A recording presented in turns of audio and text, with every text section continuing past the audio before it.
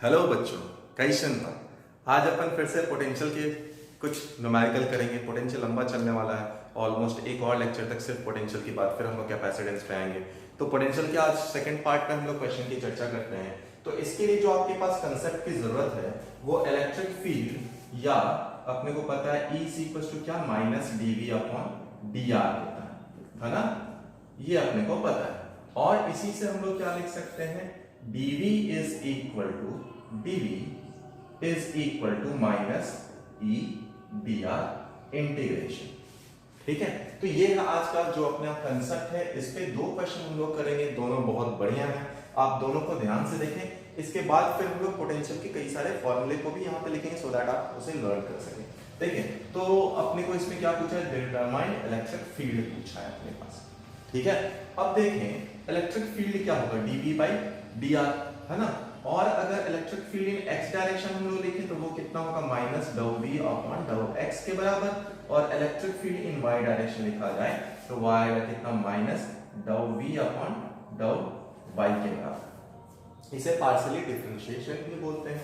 अब इसे डिफरेंशिएट कर दे पार्शियली, इसका मतलब क्या है कि y को आप कांस्टेंट की तरह एज्यूम करेंगे। तो ex की वैल्यू कितनी आएगी, आप इसे डिफरेंशिएट कर दें तो ये आ जाएगा माइनस 20y डाउ x अपॉन डाउ x। और ये कितना आ जाएगा, ey कितना आ जाएगा अपने पास, माइनस 20x डाउ y अपॉन डाउ y। अब ex एंड ey अपने को पता चल चुका है, यानी ex कितना है, ex की वैल्यू है minus 20y I cap and ey है अपने पास माइनस 20x j कैप। तो अगर हम लोग नेट इलेक्ट्रिक फील्ड लिखें तो E नेट कितना हो जाएगा अपने पास, Ex I cap plus Ey J cap. अब इन सबको आप रख दो तो कितना आ जाएगा, minus 20y I cap minus 20x J cap, and यही होगा आपका इस क्वेश्चन का आंसर। तो आइए दूसरे सवाल पे आते हैं, जो बहुत बढ़िया सवाल है और काफी स्टैंडर्ड सवाल है। तो इसको हम लोग देखें, ये जेई और नीट दोनों के लिए हो सकता है, दोनों के लिए अच्छा सवाल है। लेवल 3 में लगभग इस टाइप के क्वेश्चन आ सकते हैं, जो मैंने आपको इससे पहले वीडियो में बताया था। आ जाए, देखिए क्या बोल रहा है अपने को, पोटेंशियल VAB निकालने बोल रहा है। अगर पॉइंट A अपने को दिया हुआ है एंड P दिया हुआ है, ठीक है। तो चलिए देखते हैं, स्टार्ट करते हैं। तो अगर आपके पास इलेक्ट्रिक फील्ड फर्स्ट केस के लिए ये है, सेकंड केस के लिए ये है, दोनों में आपको निकालना बताऊंगा। तो डाउ v इज इक्वल टू या dv इज इक्वल टू, अपने पास क्या, माइनस dv मैं लिख देता हूं, तो ये कितना है, e dr इंटीग्रेशन। ठीक है, अब इलेक्ट्रिक फील्ड तो पता है, dr को आप क्या लिख सकते हैं, dr को अगर x और y एक्सिस में अपने को लिखना है तो dr को हम लोग लिख सकते हैं dx i cap plus dy j cap लिख सकते हैं। अब इस पूरे को यहां पे लिखना स्टार्ट करते हैं, कहां से है, ये a से लेकर b तक है, तो ये आ जाएगा अपने पास va माइनस vb के बराबर। ठीक है, इंटीग्रेट करके dv का इंटीग्रेशन भी, ठीक। अच्छा, अब इसको लिखते हैं, x पहला पार्ट हम लोग लिख लेना, फर्स्ट पार्ट का सॉल्यूशन देख रहे हैं। तो x इलेक्ट्रिक फील्ड की वैल्यू कितनी है अपने पास, y i cap plus x j cap, और यहां पे है dr। dr की जगह पे हम लोग लिख सकते हैं क्या, dx एंड dy लिख सकते हैं। ठीक है, तो जब आप इसे लिखोगे और मल्टीप्लाई करोगे तो अपने पास जो रिजल्ट आएगा वो क्या आ जाएगा, y times dx plus x times of dy। ठीक है, लिमिट कहां से कहां तक है, 0,0,0 से लेकर 1,1,1 तक। अब देखो ये किसका डिफरेंशिएशन हो सकता है, so this is d of xy, है ना, u एंड v वाला रूल। तो अगर d ऑफ xy अगर आप लिखते हैं तो ये क्या हो सकता है, x dy plus y dx हो सकता है, इसी के बराबर। ठीक है, तो इसको आप क्या लिखेंगे, इसको आप लिखेंगे यहां पे सब्स्टिट्यूट कर दे, देख ले क्या क्या आ रहा है। तो integration of d of xy आप लिख सकते हैं 0,0,0 1,1,1। इसका पोटेंशियल क्या है, va माइनस vb। तो ये आया अपने पास va माइनस vb, इसका इंटीग्रेशन आया xy 0,0,0 1, यानी आप x की जगह पे एक बार क्या करेंगे 1 और y की जगह भी 1, दूसरी बार -0 0 करेंगे। तो आप जब इस वैल्यूज को रखेंगे तो ये आ जाएगा 1 वोल्ट के बराबर। ये होगा आपका आंसर फर्स्ट पार्ट का। अब आइए सेकंड पार्ट में चलते हैं हम लोग। सेकंड पार्ट के लिए अपने पास जो इक्वेशन ऑफ इलेक्ट्रिक फील्ड दिया है, सेकंड पार्ट में इक्वेशन ऑफ इलेक्ट्रिक फील्ड जो दिया है अपने पास वो क्या है देखें। तो अपने पास equation of electric field second part में दिया है E is equals to 3 of x square y I cap plus x cube j cap। अब यहां पर आप फिर से वही minus of integration of dv a से लेकर b तक, और यहां पर हम लोग वैल्यूज रख देंगे। तो ये कितना आ जाएगा, अगेन ये आएगा अपने पास 3 of x square y I cap plus x cube j cap dr। dr को क्या लिख सकते हैं आप, dr को लिख सकते हैं dx I cap plus dy j cap.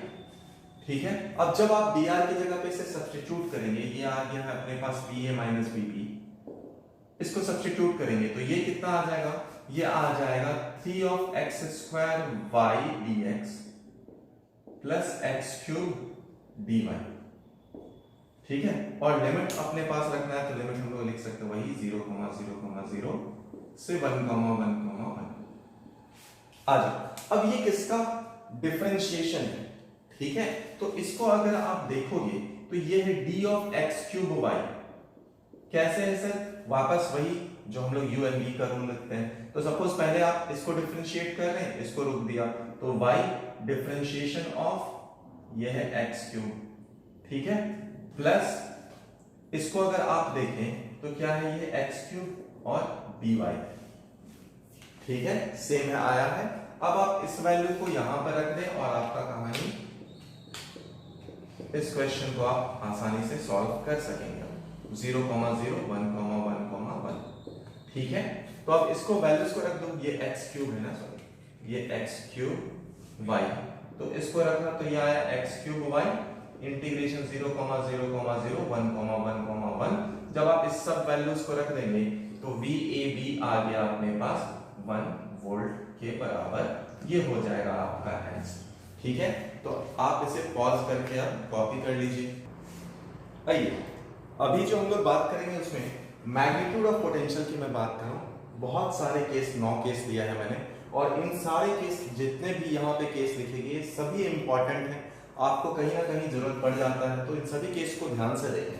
तो सपोज पहले केस पे चलते हैं कि एक स्क्वायर है और चारों कॉर्नर पे Q चार्ज रखा है। तो अगर आपसे पूछा जाए इलेक्ट्रिक फील्ड एट O कितना होगा, तो आप जानते हैं इसके कारण इलेक्ट्रिक फील्ड की डायरेक्शन इधर होगी, इसके कारण इधर होगी, इसके कारण इधर और इसके कारण इधर, इलेक्ट्रिक फील्ड की वैल्यू हो जाएगी 0। अगर ये A है तो ये डिस्टेंस आप R निकाल सकते हैं, यानी R होगा A/√2 के बराबर। कैसे सर, ये होगा √2A और इसका आधा, ठीक है। तो मैं स्मॉल r ही लिख देता हूं। अगर आप पोटेंशियल एट O निकालोगे तो वो कितना आ जाएगा, टोटल चार्ज अपने पास कितने 4, तो ये आ जाएगा 4 टाइम्स q स्मॉल r के बराबर विद माइनस साइन होगा। मैं सिर्फ क्योंकि मैग्नीट्यूड ही बता रहा हूं, सिर्फ मैग्नीट्यूड माइनस आप रख सकते हैं, अपने को पता b जो है वो माइनस के साथ में उसकी एक्सप्रेशन होती है। अब सेकंड केस में चले तो सेकंड केस में अगर देखा जाए तो इस केस में देखना क्या होगा, अगर इस केस में इलेक्ट्रिक फील्ड की वैल्यू देखा जाए तो वो इधर होगी इसके कारण, और इसके कारण भी इधर होगी, इसके कारण भी इधर होगी और इसके कारण भी इधर होगी। तो आप चाहो तो यहाँ के लिए एक के लिए इलेक्ट्रिक फील्ड निकाल सकते हो, यानी और इन दोनों का नेट रिजल्टेंट इलेक्ट्रिक फील्ड इधर आया, ठीक है। अगर आप चाहो तो आप यहाँ पर मैं एक बता देता हूँ, आप उसी के लिए लिख देना, एक कोई भी एक ले लो। तो उसके सपोज मैंने माइनस वाला ले लिया तो ये इधर है ना, 1 2 3 4, मैं 1 ले रहा हूं, ये कितना होगा KQ अपॉन ये डिस्टेंस कितना था अपने पास R है ना, तो मैं R² ही रहने देता हूं, और R की वैल्यू आप A/√2 डाल दोगे, ठीक है। तो ये इधर आ जाएगा कितना 2 टाइम्स E1 आ जाएगा और इधर आ जाएगा 2 टाइम्स E2 आ जाएगा, दोनों का वैल्यू भी सेम रहेगा। अब इन दोनों का रिजल्टेंट आप इधर ले लेंगे, यानी 2√2 E1 इधर आ जाएगा। तो इलेक्ट्रिक फील्ड यहाँ पर कुछ है। अगर आप पोटेंशियल इस पॉइंट पे देखें V एट O देखें तो वो कितना होगा, नेट चार्ज देखो कितना है, -q + q -+q -q, तो नेट चार्ज 0 है, पोटेंशियल भी 0 ही आ जाएगा। क्योंकि पोटेंशियल कैसा है, स्केलर क्वांटिटी है। अब थर्ड केस पे आते हैं। इस केस में भी देखो नेट चार्ज जीरो है तो पोटेंशियल एट O तो हम लोग लिख देंगे जीरो ही। बट इस केस में एक बात गौर करना, इसके कारण इलेक्ट्रिक फील्ड इधर, इसके कारण इधर, इसके कारण इधर और इसके कारण इधर, यानी इस केस में इलेक्ट्रिक फील्ड की वैल्यू भी जीरो है। ऑलराइट, आते हैं रिंग वाले केस में। तो रिंग वाले केस में अपने पास रिंग अगर चार्ज कुछ दिया है तो इलेक्ट्रिक फील्ड एट सेंटर होता है जीरो और पोटेंशियल कितना होगा, KQ/R होगा, क्योंकि पोटेंशियल एक स्केलर क्वांटिटी है। अब यहाँ पर देखो लैम्डा और Q में अपने को रिलेशन आना चाहिए। लैम्डा इज इक्वल टू क्या होगा, this divided by pi R, है ना। तो कई बार लैम्डा की वैल्यू अपने पास है Q/πr, ठीक है। लैम्डा की वैल्यू है अपने पास Q/πr। अब इलेक्ट्रिक फील्ड मैंने आपको लास्ट जब इलेक्ट्रिक फील्ड वाला सेक्शन था उसमें बताया था कैसे निकालते हैं इलेक्ट्रिक फील्ड, ठीक है। यहाँ पे एक सेक्शन लेते हैं, यहाँ पे आप नेट निकालते हैं, थीटा लेते हैं, उसका इंटीग्रेट करके है। तो मैं डायरेक्टली रिजल्ट ही बता दे रहा हूँ, कंपेयर करने में आसान हो जाएगा। तो इलेक्ट्रिक फील्ड क्या होता है, 2k λ/r होता है और लैम्डा को चाहे आप तो यहाँ पर लिख सकते हैं। अगर पोटेंशियल की बात करें तो पोटेंशियल हो जाएगा वही KQ/R, मैग्नीट्यूड ही है अगर हम लोग देखें तो। अगर कोई रिंग है जिससे डिस्टेंस x पे अपने को इलेक्ट्रिक फील्ड पूछा है तो आप EP इज इक्वल टू क्या होता है, जहां पे हम लोग क्या करते थे, फिर से एक छोटा सा पार्ट लेते थे, फिर इंटीग्रेट करते थे, तो वो वैल्यू कितनी आ जाती है, KQX/R² + x² 3/2। कई बार यहाँ भी लैम्डा के टर्म्स में बात हो सकती है, तो यहाँ पे लैम्डा अगर हो तो लैम्डा को आप Q/ कितना लिख सकते हैं, 2πr, ठीक है। लैम्डा को आप ये भी लिख सकते हैं। तो इस दोनों के केस में और पोटेंशियल कितना हो जाएगा, KQ/डिस्टेंस। तो डिस्टेंस हमेशा देखें, हर चार्ज पार्टिकल का यही डिस्टेंस है, R² + x² 1/2। तो ये पोटेंशियल भी हो जाएगा, मैग्नीट्यूड बात कर रहे हैं हम लोग। एक कोई थिन शीट हो तो शीट के कारण इलेक्ट्रिक फील्ड इस डायरेक्शन में और इस डायरेक्शन में σ/2ε0 होती है।